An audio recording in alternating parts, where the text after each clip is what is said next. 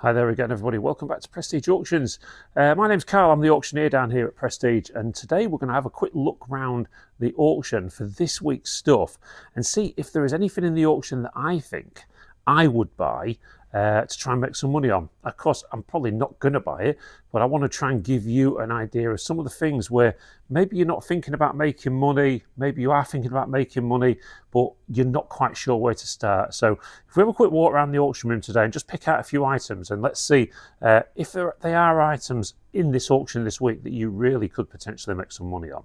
So to me, when it comes to finding items in an auction or a boot sale or even a charity shop and things like that, what would I always look out for myself? Well, if I was going to be looking for something that I thought I could make a few quid on, I'd always be looking for the weird and unusual. Why? Well, because the weird and unusual sells. Now, for instance, if you was to look at lot number 14 in this week's sale, it's a box of wool, basically, machine wool that you put onto the top of the wool machines, etc., and you make stuff. So it's very easy to work out a price for that, and you kind of know that there would be certain people that want to buy it. However, me, would I buy that? Well, yeah, you could buy that for a few quid and probably make a few quid on it. But when you look at something like this, so this is lot number 4 in this week's sale, and it's a lamp. If you look in there, there's a bulb. Somebody's made this out of chain, or some company has made it out of chain, and it's one of those things that if you had to have that up for sale somewhere, then lots of people look at it and go, God, that's quite cool, isn't it? How different is that? You know, you'd probably walk past that and then stop at that and go, well, hang on a minute, this looks quite different, a bit interesting. So considering it works, if it does, I haven't tried it, to be fair, what would I pay for it? Well, I think the first thing you probably need to work out when you're thinking about what you're going to pay for something is, what can I sell it for? Until you know the answer to that, because you know, if you think you can only realistically sell something for £10, you won't pay 12 for it, would you? It's quite obvious. But if you look at that, I think if you put that up for sale in a shop, on Marketplace, Vinted perhaps, eBay, whatever, you could probably ask 25, 30 quid for that. So if you could pick that up in the auction, anywhere up to sort of 10 or 15 pounds, even with the commission on, you're going to make money on it, and it's not going to be too much of a tricky sell. Personally, I think it could do more because it's just so different. But these are the sort of ideas that you need to get into your head when you're walking around auction rooms and things and thinking, what can I buy? What can I buy to make money? Now look at this one here. Well, of course, we have the resident boat buyer at Prestige, and he often buys stuff like this, but he doesn't always. But this is quite a large trawler thing there, whatever it is, and it's going to appeal to a lot of people, this one, because it's size, because of its detail, because it's intricate. Now, I've known these sell in the auction for as little as £10. I've known them sell for as much as a couple of hundred, all depend on who wants it. So I think when you're looking at something like this, you know, this has got potential. It's certainly something, if I was walking into the auction room, I would be leaving a bid on. If I couldn't make the sale, I would be bidding on it if I was here. Because, you know, it's something that's going to sell for sure. This one here, this sort of Centurions type hat or whatever it is, this is metal, as you can hear there, and it's different sells. So when you're looking at pieces like this, you know, these are the ones you need to pick out, you know, other than, you know, your sort of average stuff that you'll find in an auction room. Okay, so if we have a walk down this way, let's have a look on the front table.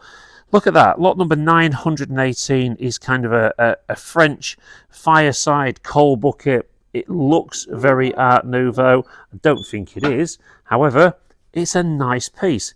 What's it going to make in the auction? Well, it's probably going to make 60 to 80 pounds, somewhere like that. What do you think you could sell it for? I think you could easily ask 100 plus for that somewhere else, where you're getting a bigger audience. So things like that you're looking out for. Things like this old railway lantern here, 924. A lot of people would look at this and go, oh, look, it's all rusty and it's knackered and it's no good. Well, that's not true. It's got a little bit of rust on it, but it's an unusual design. It's a larger one. It's something that people are going to look for and they're going to buy. So you've always got to be looking on for your end user. Who is the end user? When it comes to stuff like this, old gaming stuff, the old gaming stuff that's on the table here, all of this has got a value these days, and people are buying it, people are collecting it. So when you come to the auction rooms or the charity shops or the boot sales or wherever else you go, these things you need to be looking out for, because we all know times are getting harder. Only on the news this morning, interest rates are up to 3.6%. Not interest rates, what was it? Something was up to 3.6 this morning. Inflation, that's the one. So, auction rooms can be inflation busters, because where you're losing money elsewhere, you can gain a little bit back in other places. I mean, this one here, lot number 77, is Harry Potter, is it Hogwarts? Lego set. Assuming it's all there, that will make a few quid. Do I think you would actually be able to buy that and actually make any money? I'm not so sure you could. So why don't I think you can make any money on that? Well, because all of the people that like this sort of thing want to buy it themselves. So if you get private individuals that are just not resellers, that are looking for something to buy, they'll pay more anyway. So that makes it extremely hard for you to then make money on it. When you walk around the auction and look at some of the other things, things like coats and that, not too easy to make money on. Although I must say, I went in a charity shop recently and I was quite surprised just how much clothes are in charity shops these days. Well, there you go. 148 is a Lorna Bailey vase, and so is 149 is a Lorna Bailey jug. Again, and this is the big if you can get them at the right price, you can make money on them, because they're very collectible and very sought after. But the trouble is, once again, people look at it, come in, and the collectors look at it and they want to buy it. One of the big places that you can earn money in Prestige Auctions is on furniture, and it is the hardest thing to sell in this auction room. People come in here, they sort of bypass the furniture, they're looking for smalls and bits and bobs like that. But when you come in and you see like chests of drawers like that, and pine chests of drawers and things, these are making just a few pounds each. Now, I know, because I've done it myself in the past, put stuff on Marketplace, and if you're in that lucky position where you've got a van or something, you can actually say to people, I've got this item, wardrobe, chest of drawers, whatever, and I can deliver it for you if you pay the full price, and you're asking £50 for the wardrobe. You can often pick wardrobes up and stuff in auction rooms between £4 and £10. So you can make yourself lots of money. One of the great things about Prestige, if you are thinking about buying furniture, is we don't get that many dealers in for the furniture. So often it sells extremely cheap. And I think people are certainly missing a trick by not buying the furniture. If you've got a garage at home or something that's virtually empty, why not fill it up with some furniture, sell it on Facebook Marketplace, and make yourself a few quid as well. 968 there is a mobility scooter. Now, it's been stood for a long time. I'm not sure that it would work, but these things can sell for spares and repairs, and there are one or two people online that are breaking them down and selling the parts and making really good money on the back of it. So when you're looking around the auction room, you're finding all of these little different ways that you can make little bits of money, and here's a good one as well. Now look at all those vacuum cleaners. Now, let's go to this old Hoover one here, but if you come down here and look, you've got modern Vax blades and stuff like that. You've got Sharks, you've got Vax carpet cleaners, you've got all sorts of stuff here. Now, virtually every single house clearance that we do has one, sometimes even 2 and 3 Hoovers in them. You go online, you'll be surprised. It's one of the things that people often overlook, and look on eBay and look at some of the latest Vaxes and Sharks and stuff like that. Even second-hand, they can make £60 or £100 each. You can often pick them up at the auction for just a few pounds. So again, it's one of those things that people would often overlook. But why? Why would you overlook it? Come to the auction and start looking at the items. The catalogue goes out on a Tuesday night on Facebook. You can almost Google Lens things, just copy the picture and Google Lens it straight away and find out what these things are selling for on places like eBay and Marketplace and so on. And then that way, you're going to have a much bigger advantage over the people that have only got an hour to spare on a Friday. If people start thinking about how they can make money from a local auction, then you will start making money. Look at that.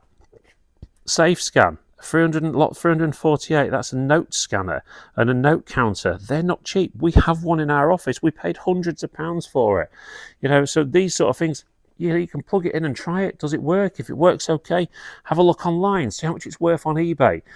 Things like this, these are quite popular. Old enamel bread bins. You still see them from time to time, and they can make a few quid, especially privately. If you look at an auction room and think, well, an auction room is kind of a wholesaler for the retailer or for the boot sailor, that would probably be better. If you think, you can buy boxes of assorted in an auction room, take it off to the boot sale, sell it individually and make money.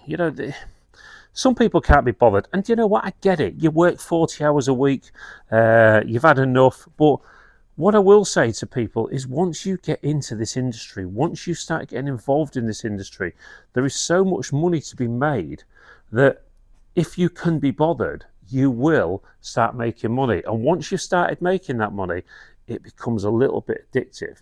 So there you go, everybody. Just a few pointers for this week's auction, ideas of things that you might be able to buy and buy cheaply and sell at a profit.